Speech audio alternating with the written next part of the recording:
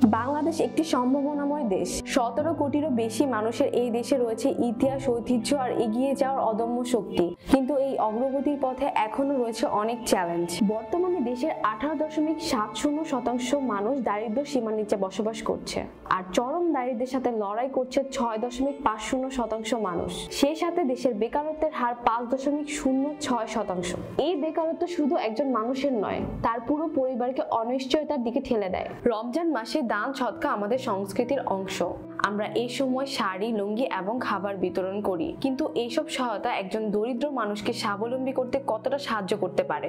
এই প্রশ্নের উত্তর খুঁজতেই 2019 সালে ইগনাইট গ্লোবাল ফাউন্ডেশন দারিদ্র দূরীকরণের জন্য প্রজেক্ট স্বাবলম্বী নামে একটি নতুন উদ্যোগ গ্রহণ করে, যেখানে জাকাতের অর্থ ব্যবহার করে দারিদ্র দূরীকরণের এক নতুন ও অভিনব কাঠামো পরিকল্পনা করা হয়। এই প্রকল্পের আওতায় ইগনাইট গ্লোবাল ফাউন্ডেশন দরিদ্র পরিবারকে সেলাই মেশিন, রিক্সা, ভ্যান, চায়ের দোকান সহ আয় উৎপাদন উপযোগী বিভিন্ন উপকরণ প্রদান করে আসছে, যাতে তারা নিজের পায়ে দাঁড়াতে পারে, নিজের পরিবারের জন্য একটি সুন্দর ভবিষ্যৎ গড়তে পারে। এখন পর্যন্ত 150টিরও বেশি পরিবারকে স্বাবলম্বী করতে পেরেছে প্রজেক্ট স্বাবলম্বী। এর মধ্যে বেশিরভাগই নারী, যারা এখন নিজের ও পরিবারের আর্থিক সচ্ছলতা ফিরিয়ে আনতে পেরেছে। এই উদ্যোগ শুধু দান নয়, এটি দারিদ্র চক্র ভাঙার একটি শক্তিশালী মাধ্যম। সঠিক পরিকল্পনা ছাড়া দান ও জাকাত শুধু অস্থায়ী সহায়তা দিতে পারে, কিন্তু সঠিক পরিকল্পনা ও যথাযথ ব্যবহারের মাধ্যমে আমরা হাজার কিংবা লক্ষাধিক মানুষকে দারিদ্র্যের অভিশাপ থেকে মুক্ত করতে পারি।